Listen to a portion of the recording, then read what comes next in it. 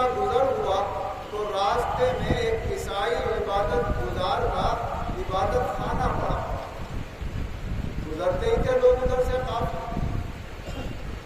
وہاں پر حضور صلی اللہ علیہ وسلم کے چچا اور ساتھ والوں نے اپنی سواریاں روک دی اور اس کے قریب ٹھہر اور اپنے اونٹوں کے اوپر سے ان کے پالان وغیرہ کھولنے میں لگے. وہ عیسائی پادری عبادت گزار اپنی عبادت خانے میں سے نکل کے باہر آ گئے اور ان لوگوں کے آس پاس گھومنے لگا. اور پھر اچانک اس نے حضور صلی اللہ علیہ وسلم کا ہاتھ پکڑا اور لوگوں سے کہنے لگا تم جانتے ہو یہ کون ہے؟ یہ تمام عالموں کا جو رب ہے یہ اس کے رسول ہیں. سارے عالموں کے یہ سردار ہیں. تمام عالموں کی یہ رحمت ہے. لوگ بڑا تعجب کرنے لگے. ارے بھائی تمہیں کیسے پتا؟ اب مجھے ایسے معلوم ہوا کہ میں اپنے عبادت خانے میں سے یہ دیکھ رہا تھا. جب یہ عقیق پہاڑی سے نیچے اتر رہے تھے تو ہر طرف انہیں سجدہ کر رہا تھا اور ہر پتھر ان کو سلام کر رہا تھا اور ہر چیز ان کے سامنے جھکی جا رہی تھی. خیر بات آئی گئی ہوگی. لوگ وہاں پر ٹھہر گئے. وہ جلدی جلدی شاندار قسم کا کھانا سب کے لیے تیار کر کے لایا اور اپنی اسے خوش نصیبی جان رہا تھا کہ مجھے اللہ کے رسول آخری رسول کی خدمت کا موقع مل رہا ہے.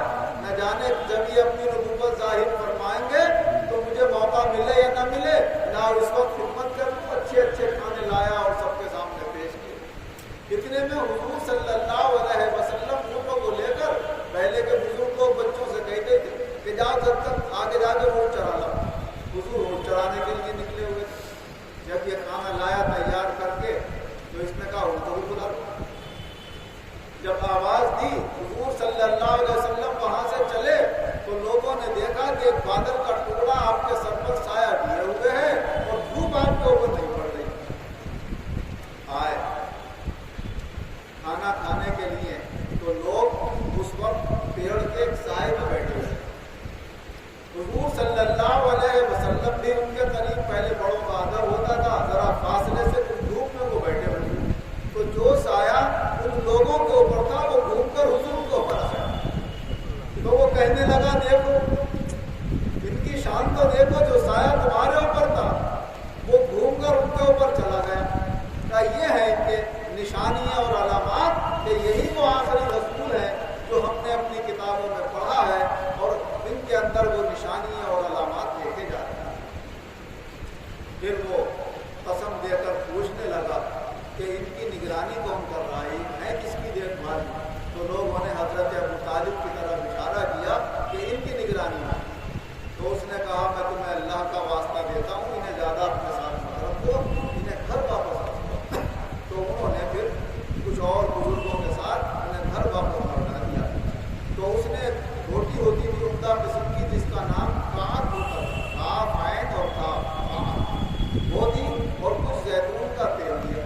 اگر راستے میں آپ کو بھوک لگے تو یہ راستے کے لیے سفر کے طور سے آپ کے پاس سامان زیادہ سفر ہے کیا. اسی طرح حضرت علی کرم اللہ وجہہ روایت کرتے ہیں کہ ایک مرتبہ میں حضور صلی اللہ علیہ وسلم کے ساتھ مکے میں تھا تو ہم لوگ مکے کے دونوں ٹہلتے ہوئے کنارے کی طرف نکل گئے. تو اچانک میں نے یہ دیکھا کہ کوئی درخت اور کوئی پتھر ایسا نہیں ہے جو رسول اکرم صلی اللہ علیہ وسلم کے سامنے یہ پیش نہ کر رہا ہو السلام علیکہ یا رسول اللہ, اے اللہ کے رسول آپ کے اوپر سلامتی. یہ نشانیاں حضور نبی اکرم صلی اللہ علیہ وسلم کی اللہ تعالیٰ نے صحابہ کو اس لیے دکھائیں تاکہ ان کے ایمانوں کے اندر اور چمک اور زیادہ قوت پیدا ہو.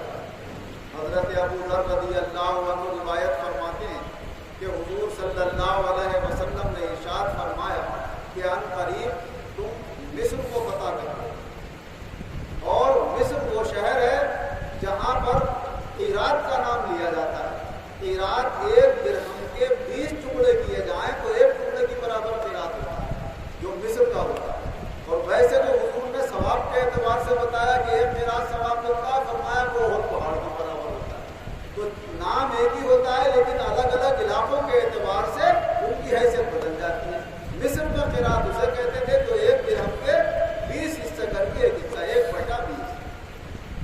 فرمایا وہ لوگ دنیا کے اتنے محبت رکھنے والے ہیں کہ قرات کے اوپر جھگڑا کرتے ہیں. کہتا میں ایک قرات رہ گیا تیرے پاس, تو نے حساب تو کر دیا مگر 2 قرات رہ گئے, تو 1 قرات 2 قرات ہوا کیا, ذرا سا کنارہ ہوا, جیسے 1 پائی یا 2 پائی ہو. تو ہمارے 1 پائی اور 2 پائی کے لیے بھی لڑتے ہیں.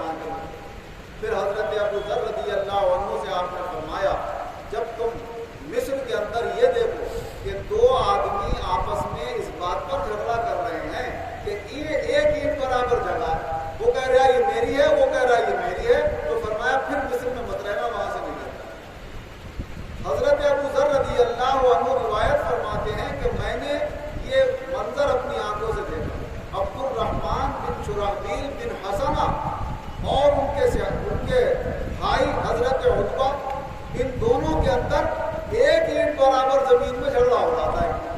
تو مجھے یاد آ گیا کہ رسول اکرم صلی اللہ علیہ وسلم نے فرمایا, اور مصر فتح ہو چکا تھا اور میں مصر میں موجود تھا, میں نے جب ان دونوں بھائیوں کے درمیان اینٹ برابر زمین میں جھگڑا دیکھا تو پھر میں مصر کے اندر نہیں رہا اور میں وہاں سے آ گیا. تو حضور نبی اکرم صلی اللہ علیہ وسلم کے سامنے اللہ تعالیٰ آئندہ آنے والے حالات بھی ظاہر فرما دیا کرتا تھا کہ اس زمانے میں ایسا ہوگا اور لوگ ایسا کریں گے اور ایسا کریں گے, اور وہ نشانیاں حضور صلی اللہ علیہ وسلم نے بیان فرمائیں. اور آج کل جو حالات ظاہر ہو رہے ہیں ان کے متعلق بھی حضور صلی اللہ علیہ وسلم نے بیان فرما دیا ہے. اللہ تبارک و تعالیٰ ہمیں اپنے رسول پر اور زیادہ مضبوطی کے ساتھ ایمان رکھنے کی توفیق عطا فرمائے. آمین.